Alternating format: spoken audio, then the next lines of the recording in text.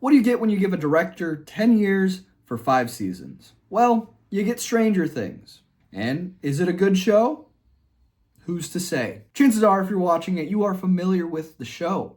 And I recently just finished it, so you're going to hear my thoughts, and I will recap it in the best words I can think of. And later, I will get into the plot holes of the 5th season. And let's be honest, they're not really plot holes. Like, clearly, the monster's not being there. That's just smart writing, guys. But there will be spoilers ahead, so be wary if you plan on watching it. And if you're still here and you haven't seen the show, then here's the explanation of what happens in said show. And this said show is about a group of nerds in the 80s who really like playing Dungeons and Dragons, which is a game where you pretend to be Dungeons and Dragons. But on the way home, one of the nerds, the one with the bowl cut, gets kidnapped by a big scary flower-headed monster. Then the next day, the other fellow nerds, looking for their friend with the bowl cut, they stumble upon a girl in the woods, and she can only speak one word at a time. Wait a minute.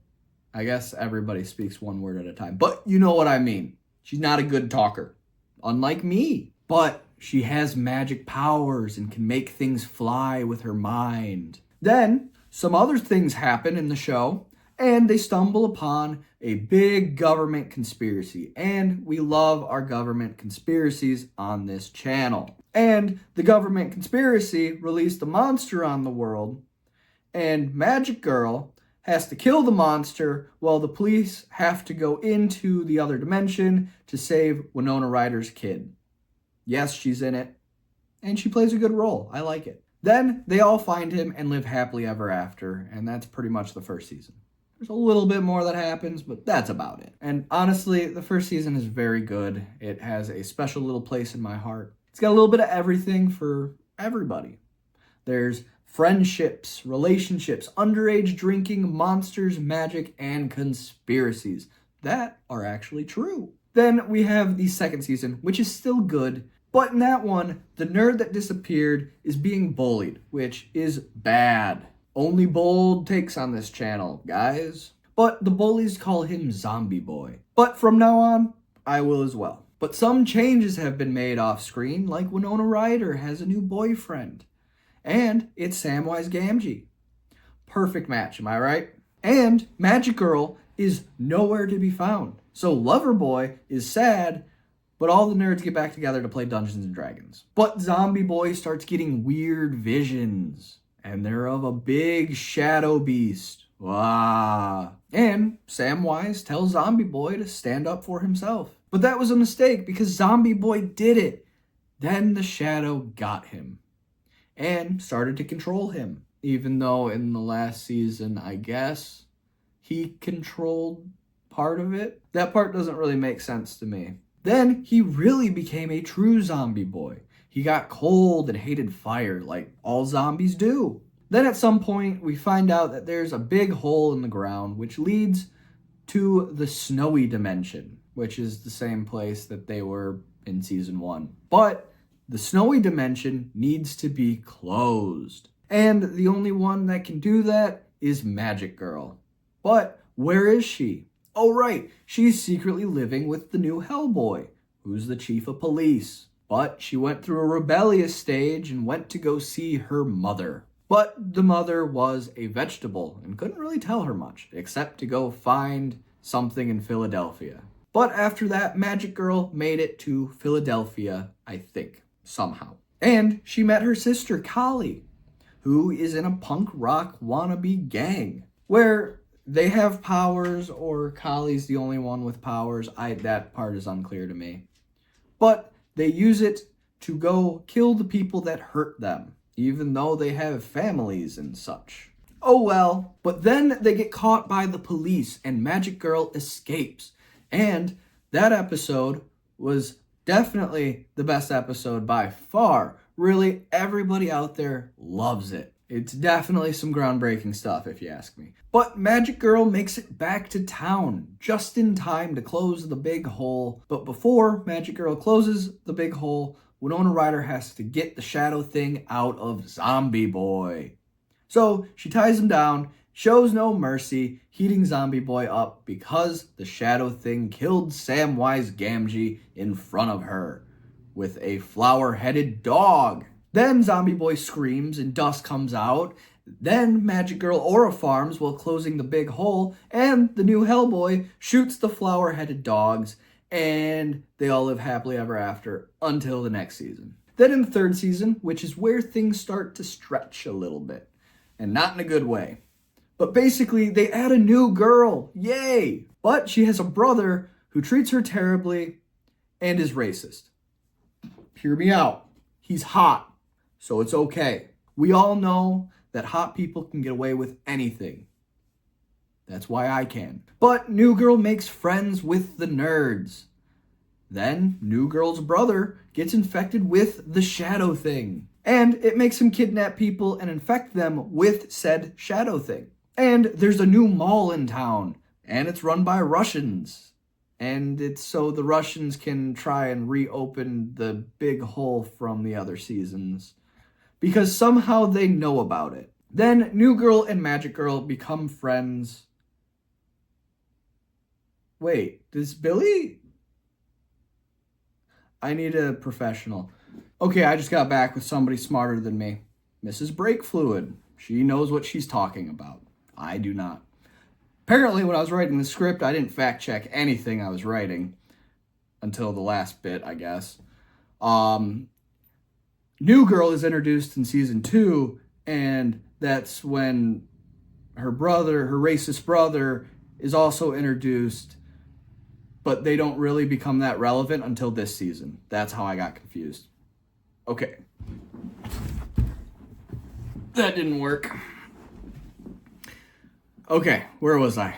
But in this season, New Girl and Magic Girl, they become friends. They were sworn enemies because Magic Girl was jealous of New Girl because she was a girl. But New Girl and Magic Girl break up with the nerds they were dating. Come on, who needs to date nerds, am I right? And then Magic Girl gets some colorful clothing.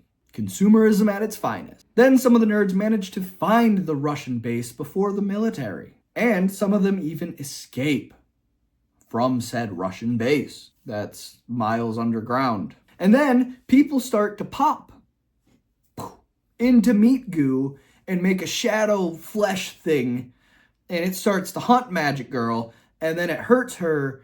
Then they run to the mall, and then she uses her magic to kill it, but before she kills it, the shadow flesh thing kills New Girl's racist brother in front of her just because it wanted to, I guess. Then the new Hellboy and Winona Ryder blow up the portal ray that is making the wall weird, but when it explodes, new Hellboy doesn't get out in time and he dies. And then they live sad until ever after, until the next season. Oh wait, I lied. The new Hellboy isn't dead, he's just in a Russian prison and sent a message to Winona Ryder, who lives in California with Zombie Boy, and Magic Girl, who doesn't have her magic anymore. So we'll call her Not Magic Girl. This is season 4, by the way. Well, Not Magic Girl's English is getting better, but not good. So she gets made fun of a lot. And when the popular girl destroys her diorama of her dad, which is the new Hellboy for those curious,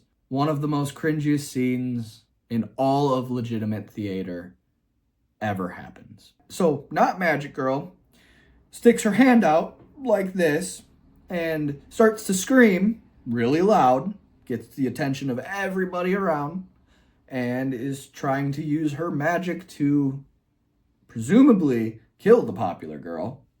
But nothing happens, so she's just standing there like that, looking like a complete fool. And honestly, at that point, she needs to get made fun of a little bit. But I did lie a little bit. There was a little bit of magic happening. It made her into more of a laughingstock than was humanly possible. Thanks, Magic. Then Loverboy goes to California to see Not Magic Girl and Zombie Boy. But the whole trip, he ignores Zombie Boy. And it makes Zombie Boy sad, because Zombie Boy loves Loverboy, and more than just friends, if you know what I mean. But Winona Ryder goes to Russia to save new Hellboy because she loves him. How could this go wrong? All of her love interests have died so far. But you know what? There's a lot of love in this season, so we're calling it the love season. Season 4 equals love season.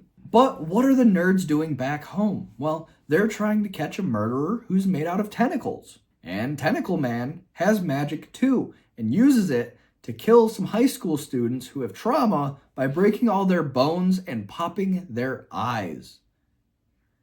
Yikes.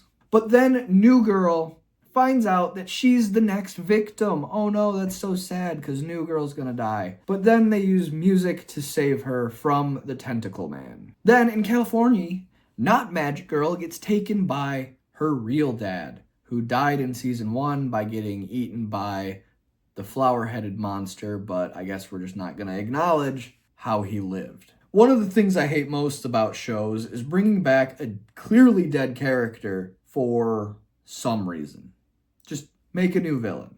Come on, people. But anywhom, not Magic Girl's real dad gives her back her magic, making her Magic Girl again.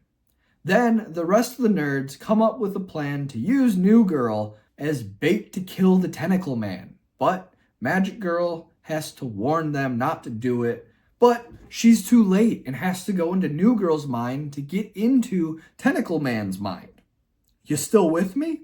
But then Tentacle Man killed New Girl, but Magic Girl saved New Girl, but not before the town split into 4. Then everyone lives happily ever after until the final season. Now, the last season I'm not going to explain because they do a good enough job of being stupid for me. So, yeah. But basically, Zombie Boy is gay and has powers. That's pretty much it. But let me tell you, this season has to be the worst writing out of any of the seasons. There's no common sense from anyone in the show, and the directors clearly didn't care. It felt rushed, and it seemed like they were more interested in making Will gay than actually killing Vecna. I mean, the whole reason that he came out was because Vecna uses your biggest fears to control you, I guess. And Vecna had access to Will's mind and knows that he's gay. But what I don't understand is how Vecna was going to use that. Like, I understand Will was scared that everybody was going to leave him for being gay, but was Vecna going to stop the battle and be like, guys, Will likes boys, and then everybody looks at Will in disgust and then turns over to Vecna's side to fight Will? Actually, that'd be better of an ending, because on top of that, you have the allegory of what it's like to come out in a small town in the 80s during the AIDS epidemic and feeling that the world is against you. You know what? Netflix, make me a writer now. But one of the funniest things about the new season of Stranger Things is that the finale was so lame that it made the fans not believe that it was real and all a figment of a shared hallucination or something like that, that Vecna made them think that they killed him so they'd be dormant or whatever. Honestly, go into the fan theories of why Conformity Gate was a real thing, and those are 100% more interesting than what we got. I would so much rather watch all these fan theories than this finale again. And the sad part is, none of it is true. And the funniest part is Netflix played into it like they were going to do it. I opened up the Netflix app, and I'm not even joking you. It said on January 7th, new episode. I tap it just to see if it was real. Nope, it wasn't. But that's what you do if you're a big corporation. They don't care about what people think about the show. They just want people to talk about it and hopefully sell some spin-off stuff. And yes, there will be a ton of spin-offs of this, which is sad. Just kill it off, let it die. We do not need to keep milking it. But anyway, I love the idea of a secret finale, but there is no way that the Duffer Brothers could pull this off, who's the directors of Stranger Things. Especially with the last 2 seasons being kind of bad, and then this one being pretty bad. There's no way they could pull off something cool. But that has to feel really encouraging if you're the Duffer Brothers, that everybody hated your finale so much that they refused to believe it, that's pretty rough. But again, there was no thought into this finale whatsoever. In interviews, the Duffer Brothers were told or asked questions, and they're like, oh yeah, we forgot about that. Time and time again. Oh, didn't cross my mind. Like, you could tell that they're probably just bored of Stranger Things, but want to spin it off, I guess. But why is this season so lame? Well, just like season 4, it's very forgettable. When I rewatched the season 4 again to make this video, the only thing I remembered was that Eddie was a character in it, the cringy L scream, and that Vecna was the villain. That is it. Outside of that, it was like watching the show for the first time, which is insane because it's not that bad of a season, but I don't get how it's that forgettable. Plus, on top of that, there's this tonal shift in season 4 where instead of a creepy, upside down, unexplainable place, you have a dude who gets turned into a tentacle man, and then with the dude, we can understand his motives and stuff like that, which to me just lose the fear factor. With him being a man, it becomes explainable, and when it becomes unexplainable, it's not really that scary.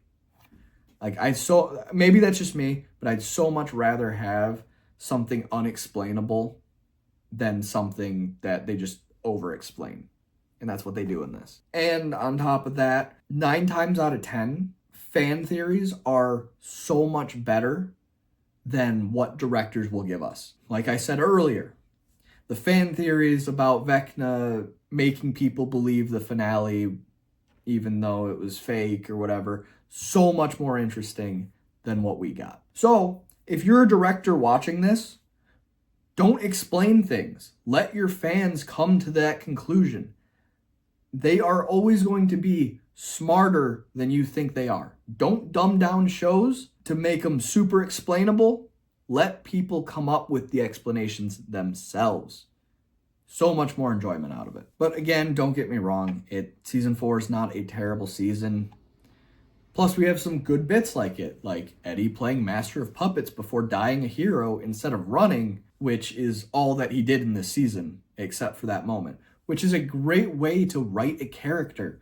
But the new season, the closest we get is Will's coming out story. That seems to be the only character development in this show. Maybe with Hopper letting Elle go a little bit, but it was lame. And then another thing, this season just did not feel like Stranger Things. I mean, look at this picture. There's just something different with the lighting that makes it look weird and not like it's part of the same universe, and it's happier feeling, I guess.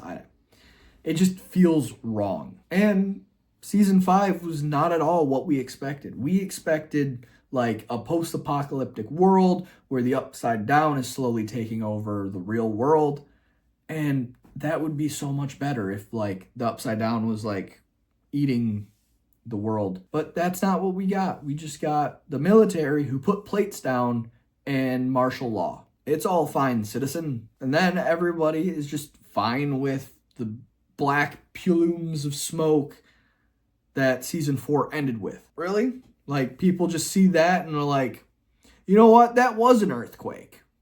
There's no way. But probably the most important thing of why this show was so bad was the stakes in this season were extremely low. It was marketed as 5 main characters were going to die in this season, but there was not one.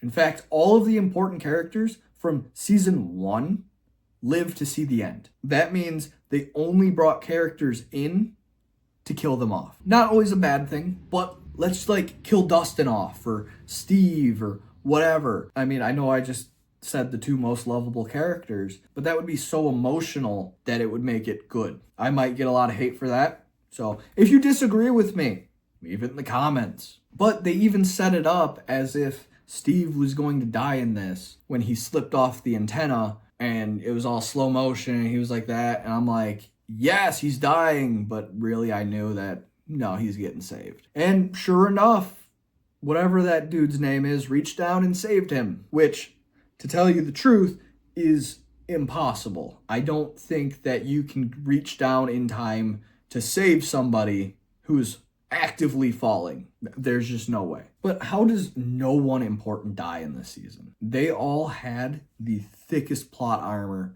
that I have ever seen. And on top of that, the final fight only lasted a couple of minutes, like maybe 10, 20 minutes or something like that. It felt easy, and there was no real consequences or anything. It was just they stroll up to the abyss region or whatever, shoot at the spider mind flare crab thing, and then Elle comes in and rips a hole open to it. Will doesn't feel anything, and then she goes in and then mind powers Vecna around and then stabs him, and then that's pretty much it. It's a very lame ending. And like I said, they don't pan to Will feeling anything, even though a minute before the fight, they showed him feeling that when Vecna got shot in the hand. How do you do that? How do you just skip over that during the main battle? But what they should have done was when Joyce was decapitating Vecna, the camera should have panned to Will, who was feeling that his neck was being cut off. And then that is what severed the connection between Will and Vecna, or the Mind Flare, whichever one's in control, because that is very unclear. And honestly, for a season that took 3 years to make with the budget of a movie per episode, I think I saw like $90 million per episode or something like that.